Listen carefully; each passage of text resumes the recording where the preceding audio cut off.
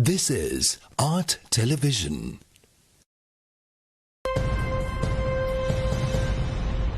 Coming up, State of Business, sponsored by SLT Mobitel Home Broadband Online Learning Working Data Demana. SLT Mobitel. IWS Aviation. A very good evening. Welcome to State of Business on Art Television. I'm Mariam Vijayaratna. Let's have a look at the headlines first. Government has not given instructions to the banks not to issue letters of credit, Treasury Secretary says. The vaccination of all citizens over 30 will be completed by September 15 this year, President's senior advisor assures. News in detail. Treasury Secretary Sajith Artigala clarified that the government has not given any instructions to the banks not to issue letters of credit to their customers. Secretary Artigala said that some temporary suspension orders have been issued, but mostly banks don't issue the LCs due to the shortage of dollars. There's no prohibition for the banks to stop issuing LCs. Central Bank has not given that except for few items. For example, cars from last March 19th, that is 2020 March 19th, the Central Bank has issued guidelines, issued circulars to the banks not to open LCs to bring vehicles. Then there were certain other items that were prohibited. Prohibited in a sense, temporarily suspended. But gradually, they have removed those things. So except for gold and vehicles, and other one is style, I think, some few items, quality in some things are there. Banks can open LCs, but sometimes some banks at certain point they must be telling, okay, no, today we can't open LC because of the dollar issue, right? That is the thing. President's senior advisor Lalit Veeratunga said that the vaccination of all citizens over 30 will be completed by September 15 this year. Chairman of Presidential Task Force for National Deployment and Vaccination Plan for COVID-19, Veeratunga made these observations while responding to questions from journalists after the opening of the Presidential Media Centre yesterday. Please don't have any misgivings about purchasing Sinovac. Nor have we got it as a donation. There are certain concerns about Sinovac, which have also not been confirmed as yet. These are all speculations. But the four that we are using are already acceptable to the rest of the world. COVAX has approved it, and WHO has approved it, and we are using it. So that's how Sinovac situation is. As reference, Sri Lanka currently has 8.18% population coverage through COVAX, while the participants who received allocations in round 6 only reached an average of 5.6% after being allocated doses for round 6. So you put together the country's effort plus the COVAX effort, we are much ahead.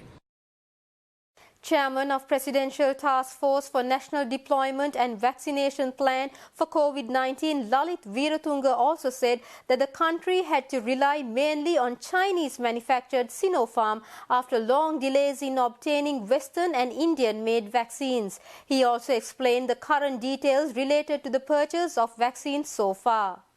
The exact amount we have spent to purchase Sinopharm, then Pfizer, these are the two vaccines that we have purchased, would be in the region of, I can only give you a ballpark figure, would be in the region of about 60 to 65 million US dollars. Now, in regard to Sinovac, Sri Lanka has not decided to purchase it. I must very clearly tell you this. Although the WHO has approved it as a vaccine that can be used in the world. In fact, the COVAX is going to get Sinovac. I'm sure in the next few days, the COVAX will also distribute Sinovac in addition to Sinopharm. But we have still not decided to purchase it. So please be assured that what we are using right now, Sinopharm in large measure, then the Pfizer, the Moderna, and the Sputnik. Sputnik also we have purchased. We'll be right back after this short commercial break.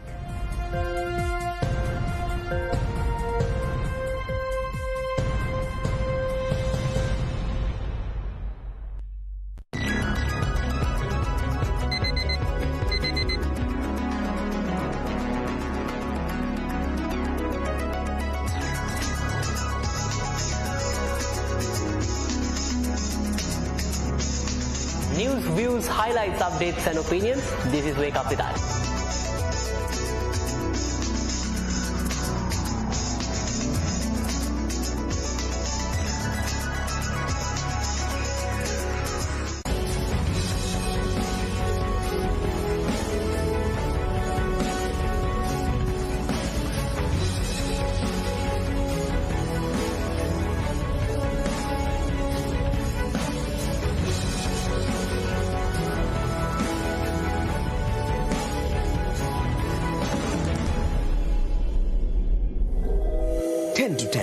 Sponsored by SLT Mobitel Home Broadband within online learning සහ online working සඳහා ඇදහිය නොහැකි data දීමනා GB 30ක් රුපියල් 195යි GB 100ක් රුපියල් 490යි SLT Mobitel එකම එක.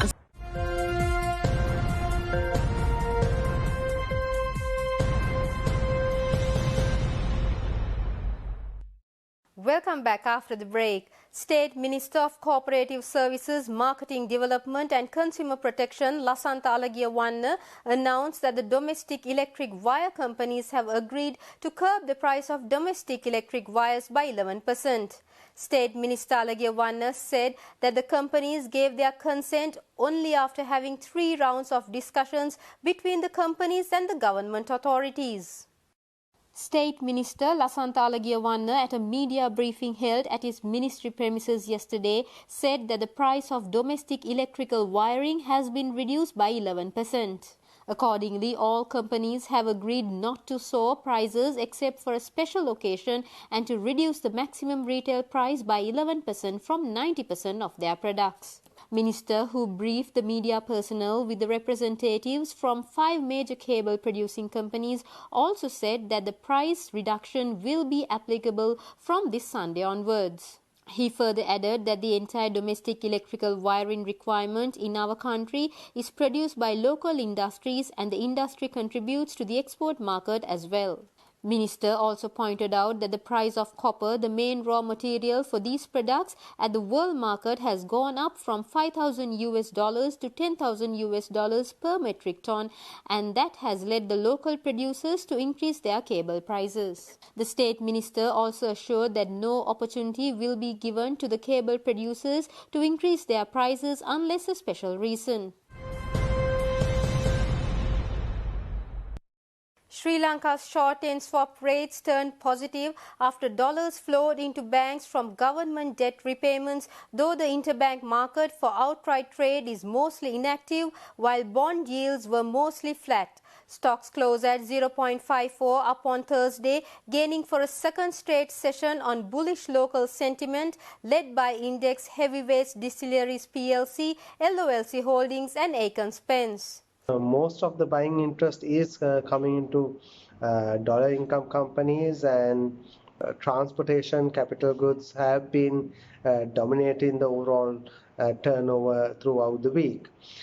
Turnover levels with the volatility saw a bit of a decline, but ranged between the 2 billion to 2.5 billion mark, except probably on Wednesday we saw a bit of a dip in the market.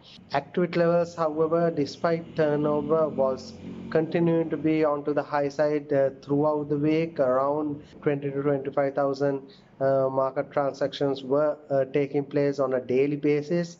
Lots of crossings also supported the turnovers. The upcoming week is a fresh month, and we feel fresh buying interest is likely to come back into the market. So last week was a bit volatile, but in the upcoming week, with the earnings season also being there, we feel that there'll be a lot more positivity going into the new week, and with that we feel overall turnover levels and activity levels also likely to be more high on the high range, above 2 billion turnover levels.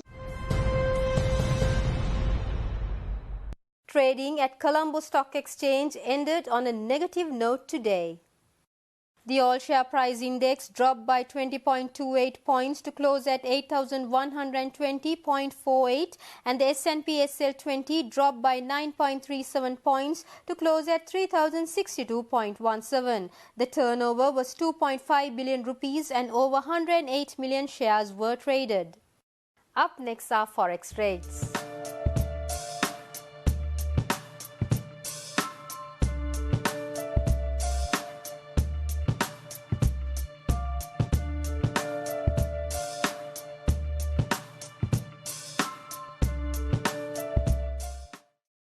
That's all we have for today. Have a great weekend. Good night.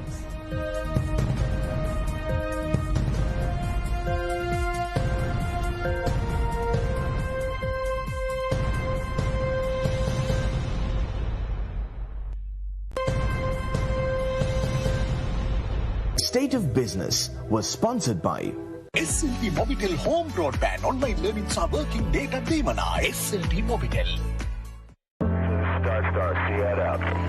IWS Aviation.